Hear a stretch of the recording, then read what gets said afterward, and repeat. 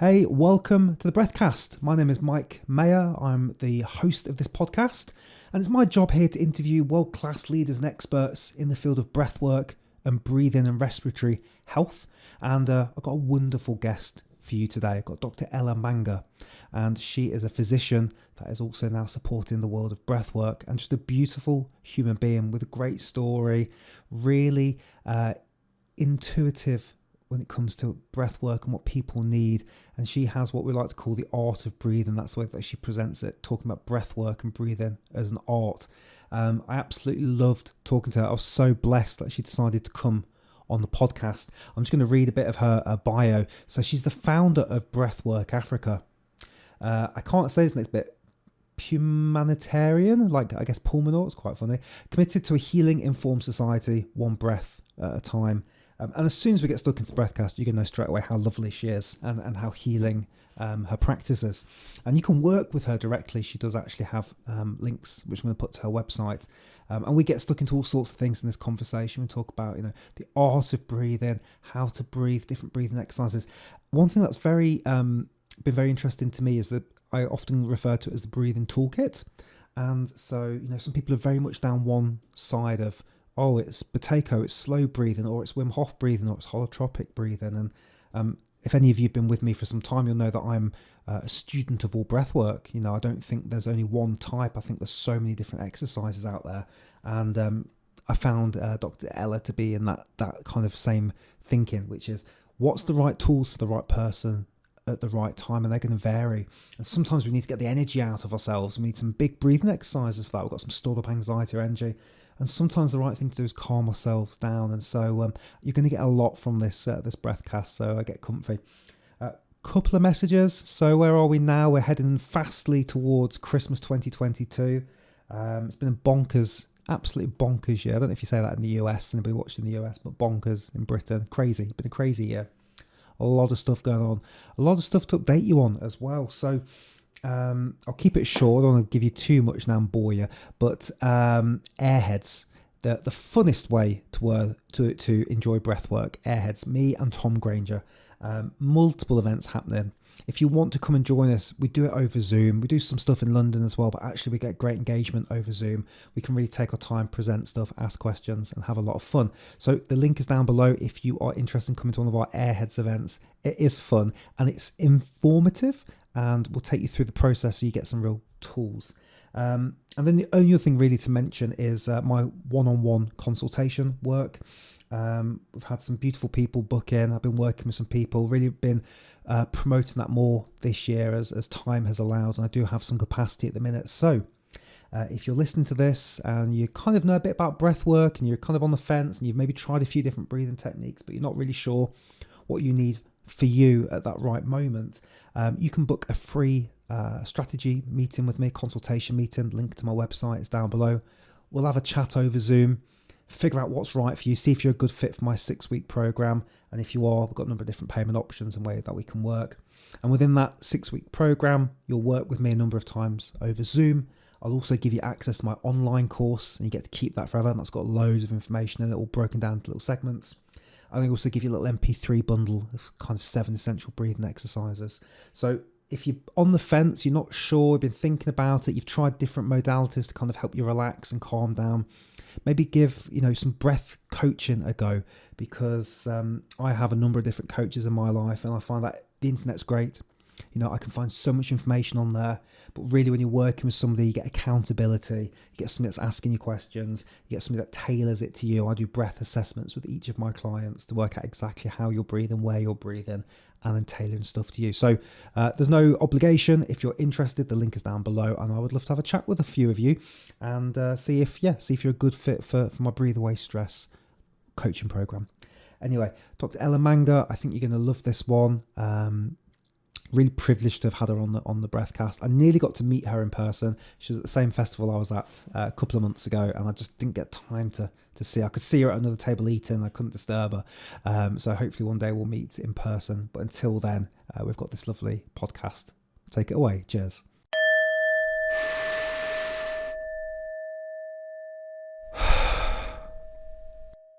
It's a real pleasure to get to talk to you. First of all, how are you today? I'm very good, thank you. I've been enjoying a beautiful autumnal day here in Johannesburg. I know that the planet has different seasons at different times, but it just blows my mind because we're just getting into spring here, and so to hear you say autumnal, it's just how is that happening? But obviously that is what's happening. Well, it's Um, crazy because I was just in the UK a couple of weeks ago and enjoying the cherry blossoms and yeah, coming back to Joburg with the crispy leaves. So yeah, yeah, it's fun. fantastic, fantastic. Do you come to England much, or is it just like a one-off, or do you get to? Is it quite a frequent thing for you? Well, my sister lives in London now, so I'll be making more frequent trips. And yeah, I really do enjoy the change in pace and the energy of London.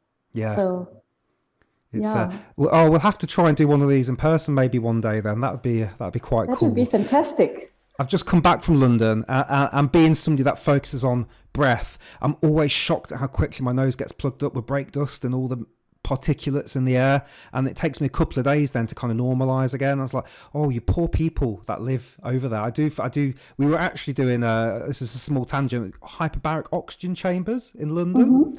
but then part of me thought, even though we're doing that, was the net effect of this negative? Because I've been surrounded by all this pollution and stuff. But yeah, it's an interesting place. I do like the energy though at the same time. Um, I'm happy just to get stuck in if you want. I'm just keen to really understand a bit of your background, and then we just have a lovely conversation. So, can you just explain one thing for me? What does integrated mean? Because I hear that a lot in medical terms, and especially some breathwork people say integrated medicine, integrated breathwork. So maybe that would be a Mm. place for us to start if you don't mind. Yeah, it's a good question, Mike. Well, really, it speaks to the best of both worlds. The ancient wisdom of natural laws and the wisdom that resides within ancient cultures and ancient medicine principles that in Chinese medicine, Ayurvedic medicine, and many of the ancient wisdom traditions, the African wisdom traditions, the natural laws that are part of those traditions, and also understanding and working with Western medicine, the best of Western medicine, when it is necessary. Hmm. And so really, it is about supporting the body's capacity to heal itself as the first line and creating the internal and external environment to support that intelligence and using Western medicine as the last resort. And Hmm. also understanding that the human body is an integrated collective system. It is an interconnected system where it's not isolated in terms of the cardiovascular system or the respiratory system, and it's not siloed as Western medicine often is. So we really look at the body, mind, spirit system as a whole, looking at the whole person, their story, their history, rather than just the symptom and treating the symptom. So Yeah. it's whole person medicine, essentially. Oh, I love that. And how would that differ from, say, holistic, or would you say it's in the same sort of region? Yeah, I mean, I think these terms are interchangeable. Okay. Yeah, very much Yeah. so. Good. Yeah, that helps get my head around it a bit. So we're looking at, and so you used the word intelligence there, and I've seen that in a couple of bits and bobs that you've done. So how, what if you could dig into that a bit? Intelligence of the soul of the body. Maybe just expand on kind of how you use that term. That'd be great.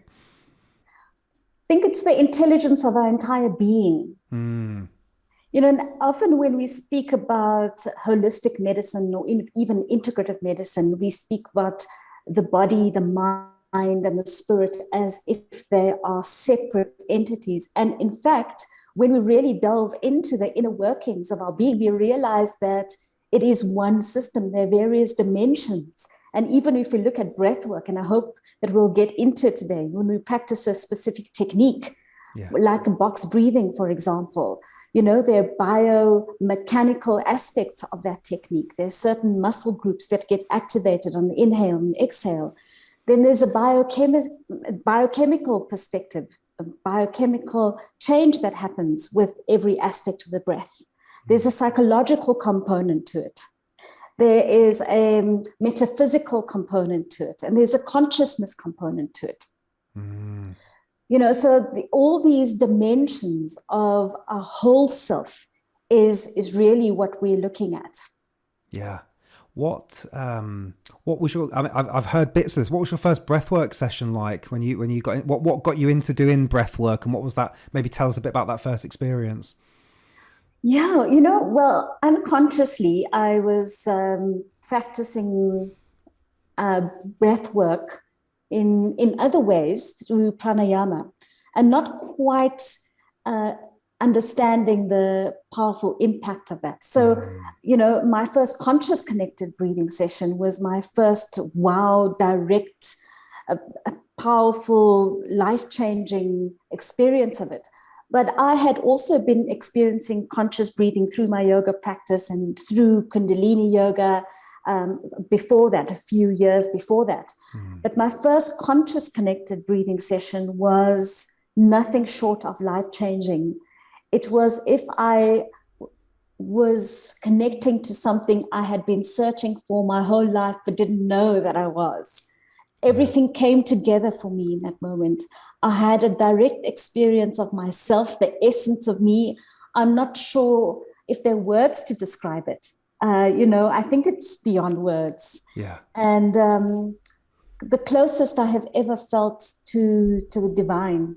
And it shifted everything for me. It was deeply healing on so many levels. It's that moment where you feel the essence of you, you experience the essence of you, and you can't know that. Sorry. What I was saying is that you can't unknow that. Right. Okay. Yeah. You can't unknow that. Once Yes. you've experienced yourself, and even when you come out of the session, your mind operates on the normal beta wave level, but yet you can't unknow what you've experienced. And then this journey begins of kind of crafting those neural pathways in your body-mind system so that you are living more from that place. So it's almost as if the conscious connected breathwork session shows you or supports that experience of yourself, but it is the daily work that really cements the neural pathways that supports you to live from that place. And that is my journey constantly. That's a continuous journey, and a journey for all of us, really. Yeah. It sounds like maybe we had a slightly similar start into it, because when I had my first kind of connected breathwork session, it was a big, long session. All sorts of experiences happened within those couple of hours. And just as you were saying those things, it got me thinking, almost in a positive way, I had to be around breathwork after I'd finished this big, long session. There was 20 of us huffing and puffing, and we had tears and laughter and all sorts of stuff. I was just thinking now, even now, getting to speak to people like you, it's kind of, it keeps that going. It kind of helps me in another. Every time I speak to a different person, such as yourself, such as an expert like you, it just gives me another perspective on what's going on in that. And I know you've mentioned the body, the mind, and the spirit here. Why do you think that we've got conscious breath work as a gift? What do you think that is? Because as far as we know, no other animal can change their breathing as they want to. What do you think? It's an evolutionary fluke that we got here? Do you think there's some more divine purpose to it? What's your thoughts on this gift we have? Wow. Yeah. I've been thinking so much about why we behave the way we do as human beings. And I work a lot with burnout, and then work a lot with illness. And I'm witness to people's healing journey constantly in their process of growth and change. And I realize in this work that as human beings, we wired both as a primal animal, like any primal animal, with that instinctive desire to keep ourselves alive. And so our neurological system is wired to keep the system safe. So that wiring is very much there. And yet we have this incredible capacity as human beings to tap into our highest qualities and dimensions of creativity and innovation and compassion, and it's as if breath is the way that we are able to bridge the gap between our primal instinct and our highest human capacity. And we have the ability to craft new neural pathways. We have the ability to shape a whole new body-mind system. And I really, truly believe, and I work with this every day, and it never ceases to amaze me, that breath is the key. And breath, being unconscious and conscious, speaks to both this primal wiring, this fear-based wiring, right? And its creative capacity. So if we are to tap into this ability to create a whole new body-mind system, then we get to work with the breath creatively. So breath is an art form, and I like to see it like that. Yes, we understand the science of it, and it's interesting, and it supports us to experience the breath in a more empowered way, but really it is a form of art. And when we can work with this in this way, it changes everything. It changes the way that we relate to ourselves, relate to others, relate to nature that we are a part of.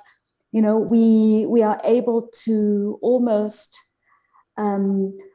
craft our body-mind system to support a higher charge of this creative life force, because it is so raw and it is so powerful and it is so intense that often the physical system can't hold it.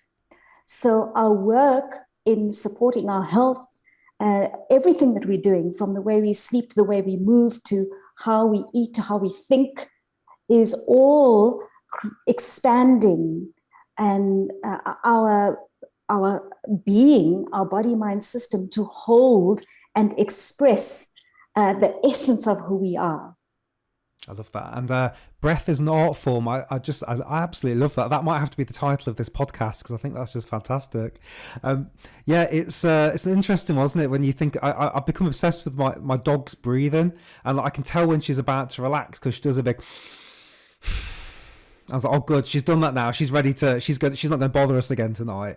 And it's just this thing that connects us all, isn't it? I heard a wonderful thing the other day around, it might be like argon or something that's in the air that our body doesn't use, but we breathe it in. It's like a small percentage of the air, but we're breathing in the same argon that our grandparents breathed in and the dinosaurs breathed in. And, this thing around connection, but at a very physical level, around us all sharing the same stuff coming in. Isn't that incredible? Amazing, isn't it? Absolutely. Beautiful as well. And even if we look at the mitochondria, the thousands of mitochondria in every single cell that metabolizes breath, essentially. If we had to look at that mitochondria, we realize that it has its own set of DNA, different from the DNA in the nucleus, in the chromosomes. And that set of DNA is only inherited from our maternal line, interestingly. And so we are able to trace this DNA all the way back through our maternal ancestry. And they've traced it all the way back to a woman that lived somewhere in Africa, like 200,000 years ago. Wow. So it's really fascinating that, we all share this mitochondrial DNA through this mitochondrial Eve. Yeah, I was just about to say, it sounds like they found the Eve there, doesn't it? Oh, wow, that's very cool. Yeah, there's a thing I heard that when a lady is born, she has all of her eggs already inside her, so the baby girl has all the eggs. You might tell me if this is right or wrong. And so there's this lovely thought as well that, like, for example, if you have a daughter, then like technically she was in her grandma at one point as well, because it was obviously it's just quite nice. But I don't know if that's accurate or not. As a doctor, you might be able to tell me if that's is that correct? That's pretty accurate. It's pretty nice. I'm very keen to explore that. You keep talking about the neurological pathways. Now, I don't really know much in that area, so maybe if you could explain a bit more about what that is and how breath works having an effect on that, because that's quite interesting to me. I don't know what's going on there. Well, it's an interesting field of study. Neuroplasticity is really what we're talking about. Okay. And this really speaks to the ability for neurons that fire together to wire together. So if we look at the structure of the neuron, we'll see that there's a cell and then the extensions from that cell and little fingers. And these fingers kind of connect to each other and send chemicals to each other, like pretty much the way that trees communicate. So they send chemical and electrical messages through each other. And so if we are thinking in a certain way, or we are repeating a certain action, those neurons that are supporting that action will start to fire together and then begin to wire together. So they start to knit together in a certain pattern. So every thought that we think, every action that we do, every emotion that we feel creates this patterning, these pathways. And so if we had to think about an addiction, for example, an addiction is when we get locked in a particular neural pathway, that behavior linked to a thought, linked to an emotion, linked to a belief system, and, it just perpetuates itself. And this is why it's so difficult to kind of break out of this pattern of behavior, whatever that may be. And so often we think about breaking a habit, and it's really difficult to break a habit. It's actually impossible because those neural pathways are there. However, if we want to change our behavior, if we want to create a new pattern, then it requires us to create new networks, neural networks. And so when we start to breathe in a different way, it changes the way we think, it changes the way we feel, and essentially then we can make a different choice. There's a different action. And the more that we repeat that, the more those neural networks begin to cement together. So what we're doing is that we are carving a new path that becomes easier to walk. And so it works the opposite way as well. If we don't use it, we lose it. It's like a muscle that atrophies. So the old neural pathway eventually becomes weaker as the new neural pathway that we are consciously crafting becomes the new default. And so eventually we start to live from that place, and we become unconsciously competent at, and so that action then shifts to the subconscious mind. Right. So this is really fascinating. When we start a new habit, for example, we want to do breath work every day, okay? And it takes a lot of effort to kind of remember to do it every morning and every evening, every morning and every evening. And when we learning a new skill or we practicing something new, we engaging a different part of the brain, the prefrontal cortex, the part of the brain that is responsible for attention and focus. Once the neural pathways have knitted together or strong enough, this shifts over from the prefrontal cortex to a different part of the brain, to the subconscious brain. So it's like when you learn to drive, initially it's really difficult, but eventually it becomes automatic. Okay, so, and this is an energy saving mechanism of the neurological system. So as soon as something has become habituated, it drops back to the subconscious mind to free up space in the conscious mind to do other things. And so this is really what we want to achieve when we are doing breath work or we're creating change in our lives, is that we want to create a new software program. There's a new default. So even when we are under-resourced and we are hungry, we are tired, we are burnt out, we are defaulting to way of being that is driven by a new software program. Because often when we are under-resourced, we tend to default to the old habits and patterns, the old neural pathways, because it is an energy-saving mechanism. Path of least resistance is already a program that works. So on a very practical level then, I know you mentioned addiction just earlier on. Could you, or do you use breath work in any way? I don't know, let's just say that I'm addicted to a bad example, to bananas. Is there some sort of breath work I should be doing to interrupt that pattern, or am I being too literal with that then? No, that's a really good example. So I think that it's firstly to become aware of what that pattern is. Okay, so what the thoughts are, what the emotions are, what the underlying belief systems are, what the breath pattern is, what the posture is. So there's a whole holding pattern here that is connected to that addiction. So when we shine a light on what that holding pattern is and all those associations, that is the first step.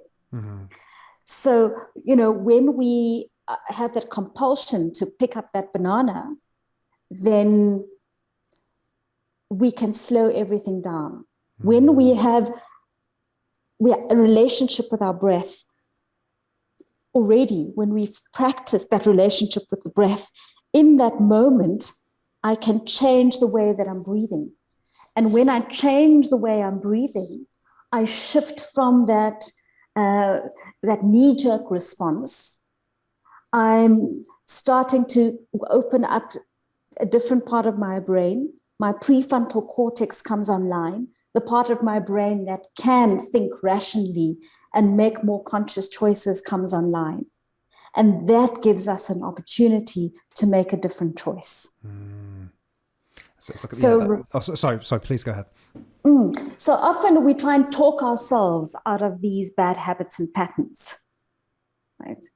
And so if we simply change the way that we breathe, that embodied experience of a different pattern of breath automatically gives us that gap and that opportunity to make a different choice.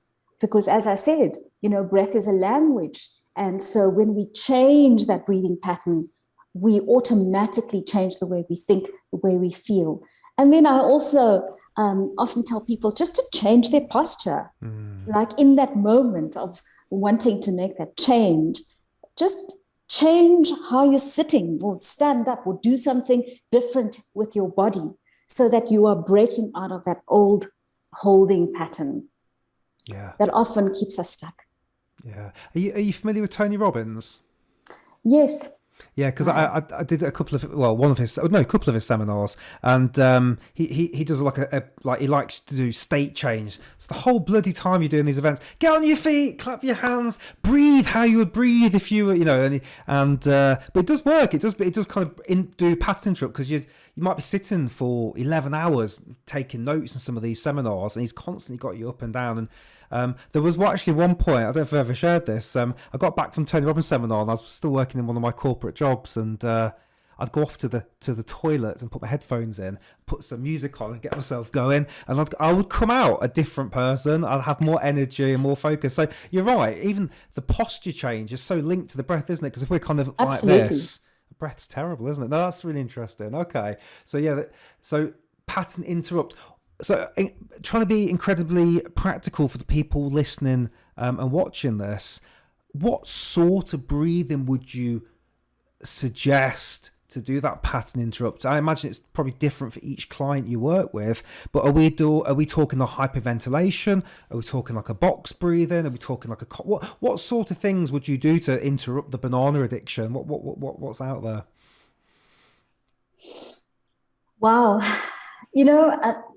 I think the first thing is to become aware of your breath. So before you try and change it in any way, simply notice that you are breathing. And to kind of become aware of that pattern, what direction is your breath going?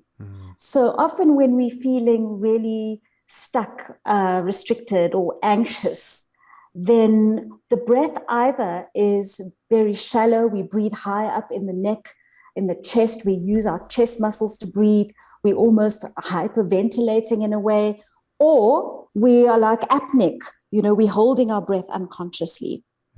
And both of those patterns exacerbate that state or feeling. Now, there are two options in that scenario.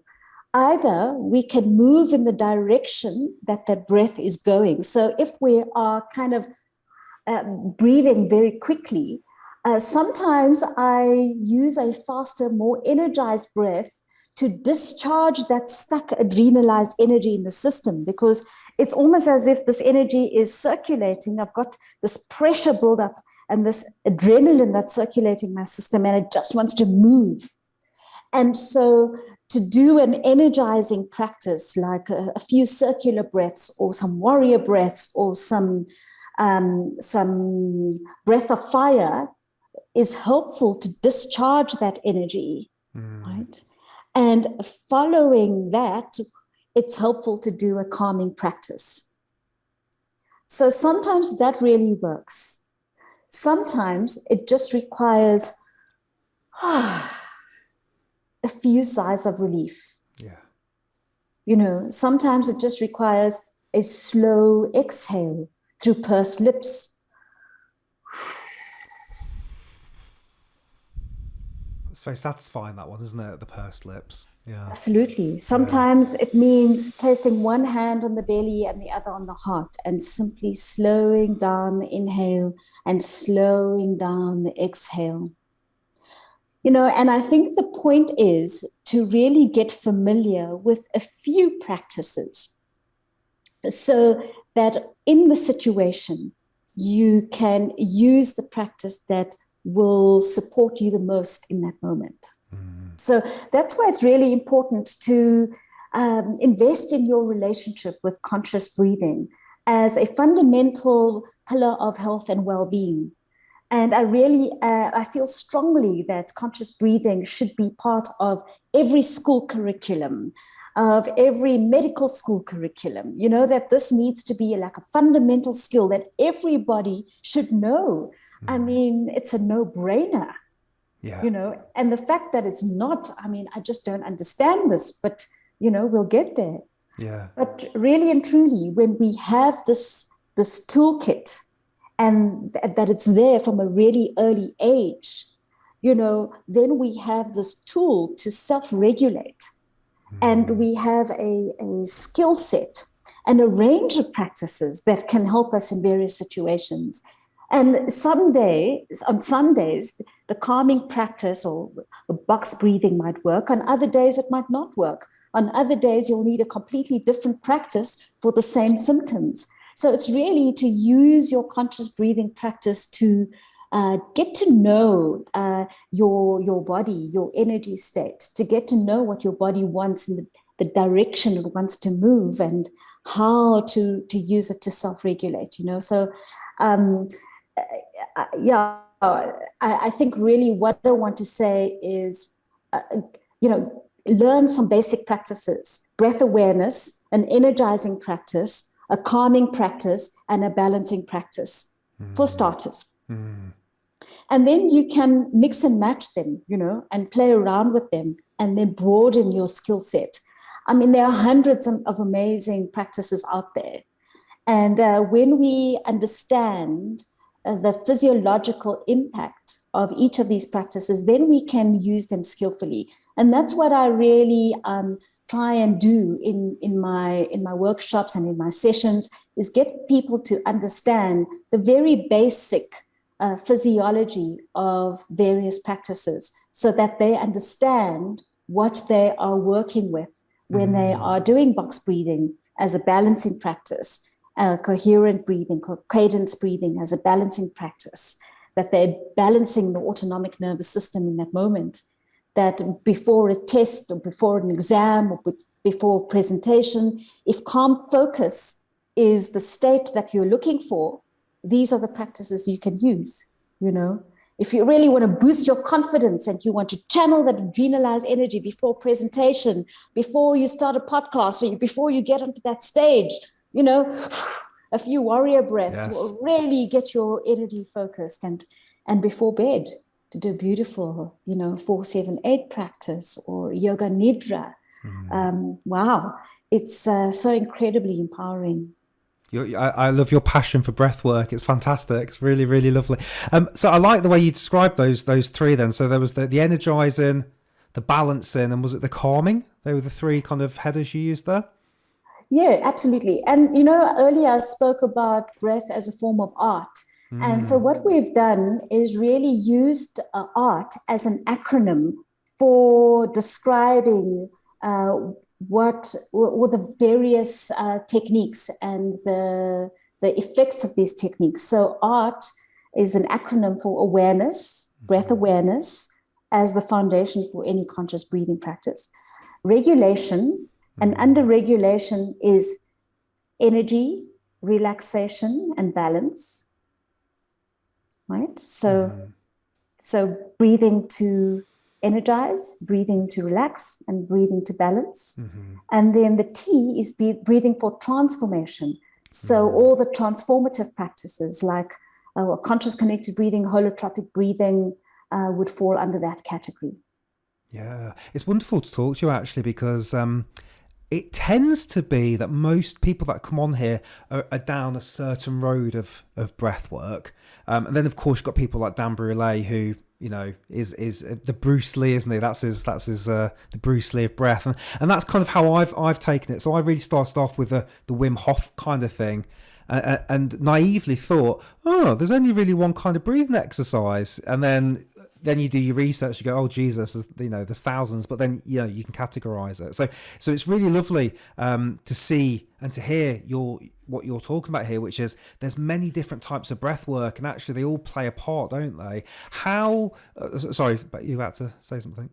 No, I was just going to add to what you were saying there, Mike, is that yes, all these practices are beautiful and important, and they're necessary, and they almost create flexibility in the breathing mechanism. If we get stuck into one practice, it's almost as if we get into a rut, and the nervous system gets into a rut. And it's important to expand your repertoire of skills so that you're building this flexibility and agility in your practice and also in your nervous system. But essentially, what we really are working with here is using these vast range of practices to enhance our breath intelligence. Okay, and breath intelligence essentially is functional breathing. So how do we want to breathe unconsciously? How do we want to breathe at rest? And that is the point. So all of these conscious breathing practices that we do every day are ultimately to serve how we are breathing unconsciously, how we are breathing at night. Are we mouth breathing, or are we breathing through the nose? Do we have apneic episodes during the day when we are typing our email, concentrating on something, listening to a client, or does our breath mechanism support every activity that we're doing? And really, that is the point of breath work, that it is a way of living. It is the way that we're engaging with life itself. Yeah, beautiful. Yeah, because it's those, and this is the thing I've talked about at length, is there's a difference between a breathing exercise and how you breathe 25,000 times a day. That's right. And I went through this miscommunication of, oh my God, you can never use the mouth because the mouth is the devil, and I need to, and then you realize, no, there's a difference between a breathing exercise and, as you did earlier, a big a lovely sigh, and you don't want to be mouth breathing at night. But I think it's easy for people to get stuck in that rabbit hole of going, oh my God, the mouth is the worst thing in the world once they hear a few bits. But it's picking under that and getting to the details. So it's lovely to hear you talk about some of that. I'd love to go down the route a bit of this. You said something which was really interesting to me, which was when you're feeling, and I don't think you use these exact words, so if you're feeling a little bit stressed, maybe it's not the best idea to go and do something calming. Maybe you need to get that energy out. And I definitely feel like that when it comes to whatever, feeling a little bit stressed, I might go and do a couple of press ups, or I just need to get to the gym. I just feel like I've got this energy to get off. That's right. But I hadn't connected that with the breath. That's really interesting to me, because I've kind of been in the route of breathe slowly and relax your breath, but actually you might just need to do a few breaths. I think that's really wonderful. You said warrior breath. What can you just describe or show me what warrior breath is? I haven't heard that before. Okay. Yeah, well, it's a really fun practice that we often teach children. And it's fun, it's empowering, it builds confidence. And so essentially, you can do this standing up, because that's the best way. So you can really feel your core. And if you're standing up, I won't do that right now, but you can place your feet like hip width apart, soft knees, and really feel like you're engaging your core. On the inhale, you're stretching your arms straight out in front of you and your fingers straight out in front of you or above your head. On the inhale, breathing through the nose. And on the exhale, you're simply saying, ha! And you're making a fist, and you're sharply drawing your elbows into your waist. And you can do that like 10 times. Ha! Ha! Ha! That's it. Yeah, Tony Robbins has a priming exercise a bit similar to that. I don't know if you've seen that one. He stole the warrior exercise. There's no new. I realised this as you go along. There's no new breathing exercises out there, is there? There's absolutely no new. No one's inventing a new breathing exercise, are they? They're all out there. But no. Okay, so you would use the mouth for that to really get the energy going, and yeah, like absolutely. Yeah. So there's also a beautiful one called Breath of Joy, which. Yes, I love that. It's a great way to get yourself going in the morning.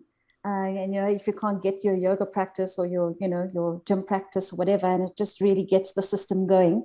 And it's the inhale in 3 parts, basically through the nose. The first inhale, your hands are in front of you. The second inhale, hands are just to the side. Yeah. And the third inhale, the hands are above you, and the exhale is simply swinging the hands behind you and bending at the waist. So really swinging the breath out and on the exhale through the mouth.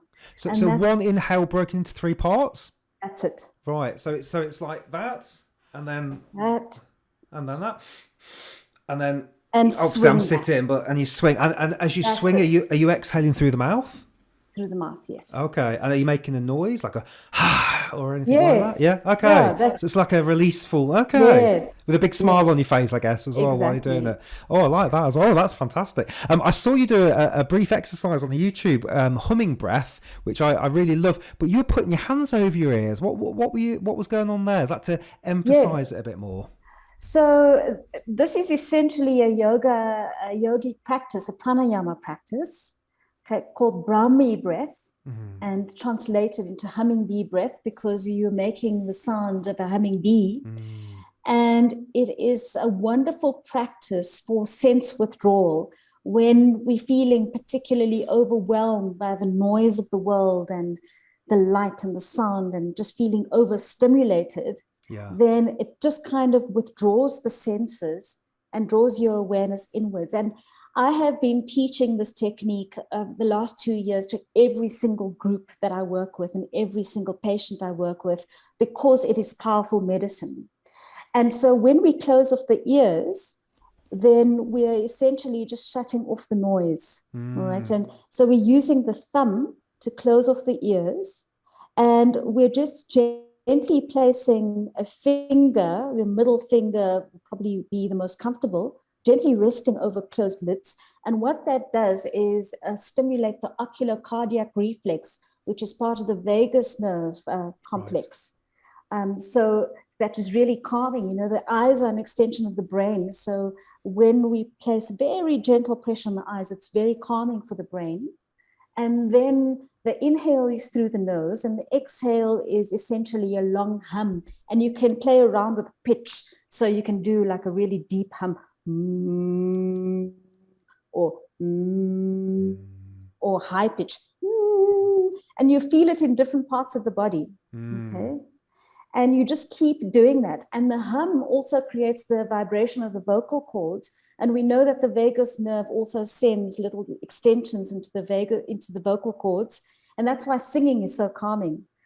So and the long exhale is also activating the parasympathetic nervous system. So you've got the activation of the vagus nerve in so many ways, but more than that, the hum has been shown to increase the production of nitric oxide by 15-fold.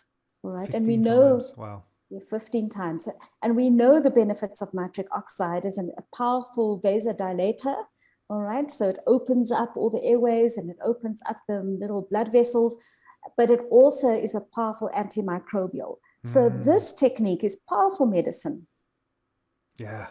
I love it. On so many levels. It's very cool. I had a Dr. Stephen Park on a little while ago, and he was telling me that in some cases in some hospitals, they were actually putting nitric oxide into some of the ventilators as well to help clean the air and get the vasodilation going, which I found very interesting. I always think though, whenever I've heard that, multiple times now about the humming and the nitric oxide, but I think, yeah, but how much do we lose because we're and I forget who I spoke to now, but I was thinking, because when you're humming, obviously it's breathing out of the nose, and I was thinking maybe we could invent some sort of sucking hum, but it sounds awful. It sounds like you're in pain, so I don't think that's fair. It sounds more stressful. But then I forget, maybe it was Dr. Belfour who did the homeo block. He was saying the nose is clever, your body's clever, so even it knows to bring it back in again. But he was saying to do box breathing, but use your mouth, because then you harness more nasal nitric oxide on the inhale, which I thought was, he was very obsessed with nasal nitric oxide. He was calling it the third gas, which was wonderful. Oh no, that's cool. Okay, yeah. So by the way, just doing some of those breathing exercises with you, especially my energy went from like a 7 to about an 8.5 then. That was lovely. I just felt it as you're talking, like, oh, I've just become a bit more switched on then as well. That was nice, because I don't know about you, I think we're similar time zones, but it's like 8 p.m. here now. We've both probably done a full day's work when we're doing this, but I need to do a bit more breathing exercise before I do these podcasts, clearly.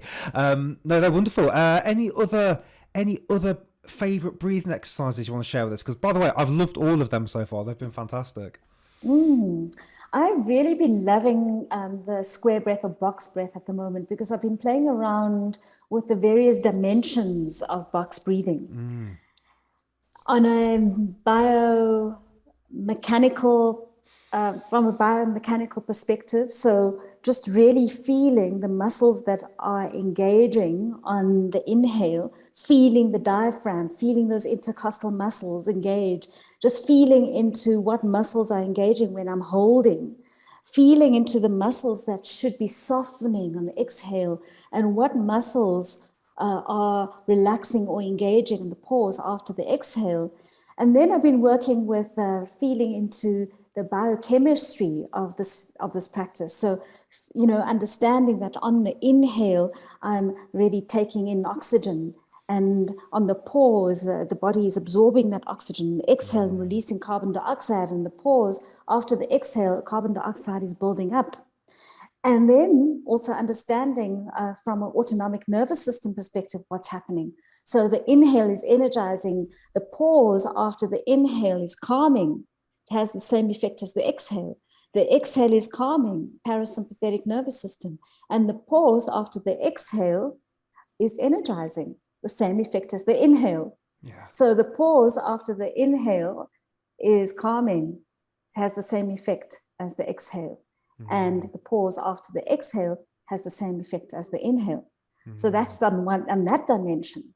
And then from a metaphysical perspective, one can also work with this. If you want to go a little bit deeper, what does it mean when we inhale? We are opening up, we're inviting more life, we're saying yes to life. And the pause after the inhale, we are allowing ourselves just to take in and enjoy that invitation and what's come in. And spending a little bit of time with that inhalation. So having a conversation with the breath. The exhale is the ability to let go, the ability to trust life, to surrender. Yeah. And the pause after the exhale is our ability just to be in the void, to be in the nothingness. We can work with it in a very spiritual dimension. On the inhale, we are approaching God. And on the pause after the inhale, we are with God. And on the exhale, God is approaching us. So, it's like we can work with this on so many Yes. levels. It's so beautiful. Yeah, And absolutely. so this can be applied to any technique that we're doing, you know, just based on where we're at and what we're needing. Yeah. I really am a big fan of the heart coherence people, and especially when you apply some emotion to it, like a bit of gratitude, and you're doing those like 5 breaths, and you can just get that, you get that kind of, I get the butterfly feeling all over when you get a bit of that, which is quite nice.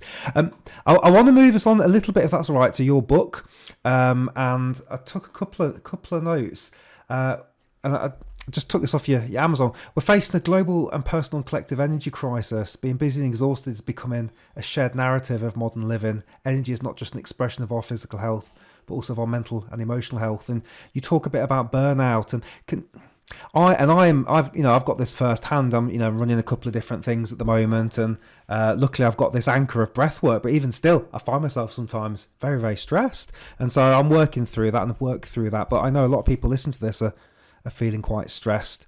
What are those? What are the steps people can do when if somebody's watching this right now and they're thinking, that's me, I'm tired, I'm busy, struggling to get to sleep. Where can they start? What are the first steps to kind of looking at healing yourself? Well, I think we've been talking about breath all evening, well, the last hour, and we start with the breath. That's where we begin. And we go back to what we started speaking about at the beginning of this conversation, Mike, when we were speaking about how we wired for survival, but we also wired for so much more. And I think when we're burnt out, we are locked in that fear-based rut. We are on autopilot, we're in survival mode, and we are perceiving our world as dangerous. And so everything that we are engaging with in media, just it's the trauma of this whole pandemic. I think we are all locked in that mode. I mean, I don't know many people who are not experiencing some form of trauma, some form of anxiety. And so it becomes really, really imperative that we make a conscious effort to train safety back into our system, to train the perception of safety, because the body will not drop into a state of healing or rest and digest if it is not perceiving safety. And so we have to deliberately train that. We have to deliberately create that environment. And conscious breathing is the easiest, most effective, immediate way to do that. When we slow down the breath, then immediately the message is getting to the brain that I'm safe. You're not going to be breathing slow and calmly if you are, facing danger. Yeah. And so this is why it is so important for us to habituate conscious breathing into our lives, every morning, every evening, to just habituate it. And I love the work of Andrew Huberman, the Huberman podcast. Brilliant podcast, yeah. Yeah. I love his podcast on creating new habits, and the whole science of habits, and just looking at that and what would it take to habituate conscious breathing into one's life.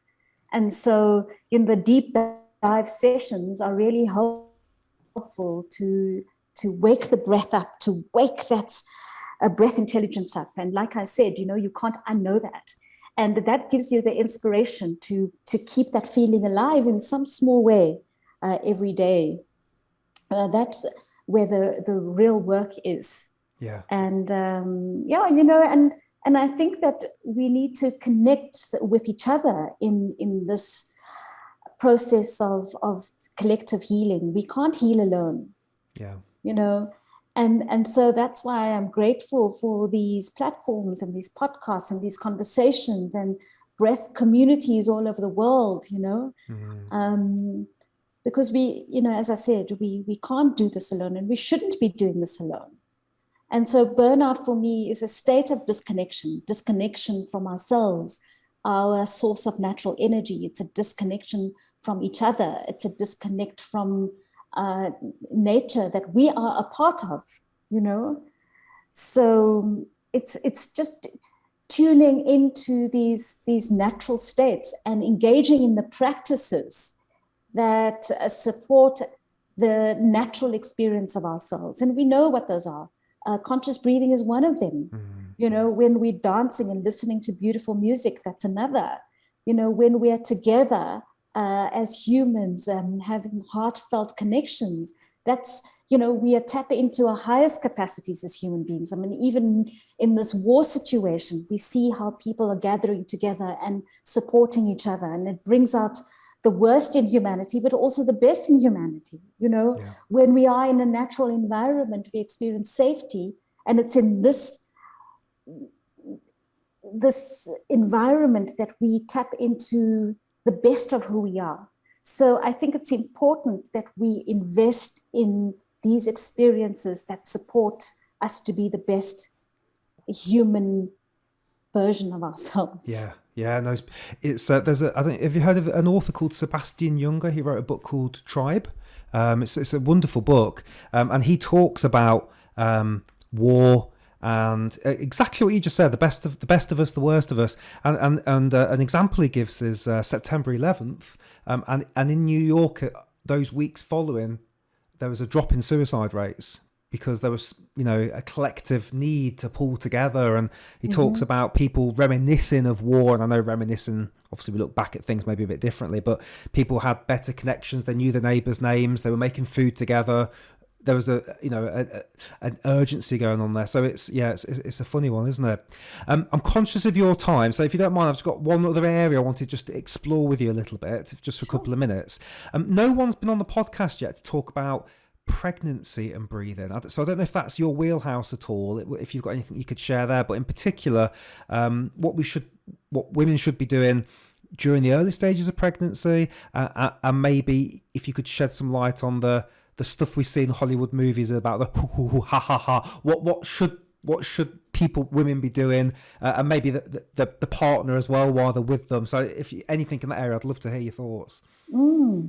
Yes, well, I think the early stages of pregnancy, it's a beautiful time to start developing your relationship with the breath and deepening your relationship with the breath as a deeper connection to yourself, but also your growing, beautiful being, you know, and that just having this awareness that when you breathe, you are also breathing for this developing being and this life that is in you. You know, your breath is infusing this incredible being.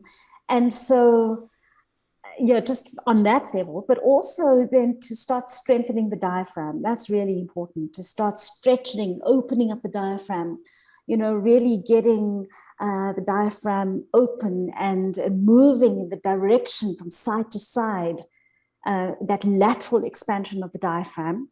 And also functional breathing, you know, breathing through the nose, because as pregnancy progresses, you know, we tend to mouth breathe, and we know that you know, it's going to impact on oxygen saturation and the whole breathing chemistry. And so it's really good in the early stages of pregnancy to invest in functional breathing and also to work with pelvic floor. So we know that the diaphragm is directly connected to the pelvic floor through the fascia. So, you know, engaging both the diaphragm and the pelvic floor and the tongue, it's all connected through one fascial line, is really going to make a difference to how you experience the pregnancy.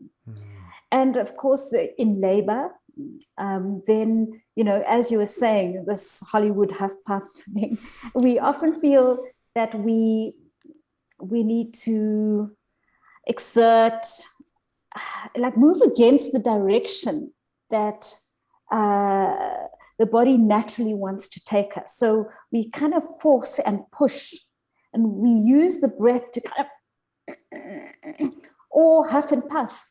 And there is a middle ground here to really use the breath to support the contractions and support the movement of energy in the direction it's going. So I'm not sure if I'm making myself clear here, but really we don't want to, kind of tense in that way or huff and puff. We want to really be in control of the breath in that moment and to use the time between contractions to recover. So soft, quiet nasal breathing is really going to help us to restore our energy and harness that energy for the next contraction. And when the contraction comes, is to use the breath to move into the pain rather than resist it. And that goes for any pain, not just the pain of labor. Wonderful. Thank you for that. Yeah, like I said, that's the first time we've had somebody talk about that, and I'm fascinated to know more. Thank you. Where can people find you if they want to do more? Where's the best place we can point people? Yeah, so the best place that you can find us and all our practitioners and the workshops and the training we do is through Breathwork Africa. So Breathwork Africa, one word, .co.za and breathcafe.com. And my personal website is drelamanga.com. Wonderful. So I will put those in the show notes and in the description on YouTube so people can just click on them and go to you. We'll also link to your book on Amazon as well, and people can go and check that out. Sure. It's been a real pleasure. Is there anything you wanted to finish with that we've not covered off? Oh, I think we've covered so much, Mike. Thank you so much. Yeah, I can talk about breathing all day. I'm so passionate about it. And I just would like to thank you actually for the great work that you are doing to spread conscious breathing. And it's so important and it matters. So deep gratitude to you. Oh, thank you. It's the easiest job in the world. I just absolutely love it. So no, thank you. And we'll have to do a part 2 then maybe next time you're in the UK, and we can go a bit deeper down the rabbit hole of breath and maybe do some breathing exercises together or something. I'd absolutely love that. Me too. Cool. Okay. So, all right. Thank you so much for your time, and everybody, thank you for watching. We'll see you on the next one. Cheers. Hello, my friend, and thank you for sticking all the way through to the end of that Breathcast. You're a true hero, a true breath hero. So a couple of bits. So I hope you enjoyed that. Now, whenever I watch a podcast, there's normally so much information. So what I really encourage you to do is grab a pen and paper or get your phone out and just think, what was 1 or 2 things from that podcast that I'm going to use right now? Because it's really easy to watch 10, 15 podcasts a week. And then you think, what was that person talking about? So with that one, was there one thing that stuck with you? Maybe breathing slower, certain breathing exercise, something you could go and do, a book that maybe you'd like to go and pick up next. So just make that note, because that is how we make sustained, lasting change. And that's the whole point for me here, really, is you're investing your time and your attention, and I want you to get something back for that. So there's loads of knowledge, but maybe we just pick 1 or 2 things that we can implement, and that can make big radical change to our life. Now, whether you're listening to this or watching this, if you've enjoyed these free podcasts, I would love it if you could leave me a review on iTunes or on Spotify. And if you're just watching these on YouTube, if you could like, subscribe and share and leave a comment, because what I'm really trying to do is grow this community, because the more people that watch this and leave reviews, the bigger guests I can get, the more powerful guests, the more people that will give us more information so we can share that with our friends and family and implement it in our own lives. So just taking a few moments to do that would be a great appreciation. We've got some wonderful reviews on iTunes already, so if you could add to that, I would really appreciate it. And then on top of that as well, I spoke during this podcast about my breath course, so I won't go through all that again now. But if you're looking to make change, sustained change in your life, that's what I'm all about here, is stickiness, they all sometimes call it. So remembering stuff, Tony Robbins is big on this, is how do I remember and implement and make changes? And one way to do that is take my breath course. So it's free, 30-day money back guarantee.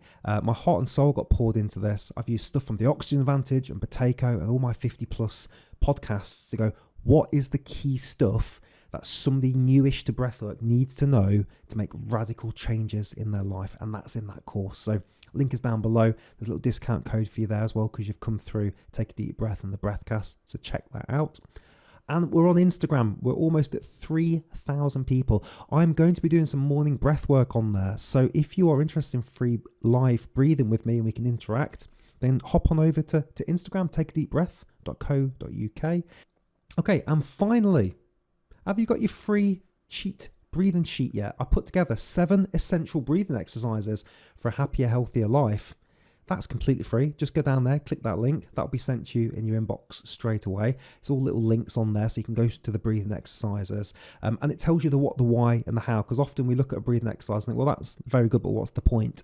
So I've detailed it really clearly for you as to this breathing exercise does this, that breathing exercise does that. And you just know basically what to do when. So if you're trying to get to sleep or get more energy, all those wonderful things. Thank you for sticking all the way through to the end. Now, what do you do next? I'm giving you loads of stuff there. Well, maybe we need to breathe. So why don't you click on this link here? It's a beautiful breathing exercise. Relax us, calm us down. And you might be in the mood for another Breathcast because you're just hungry caterpillar for more breath information. So check this out here. And I will see you on one of these 2 videos next. Thank you so much. Cheers.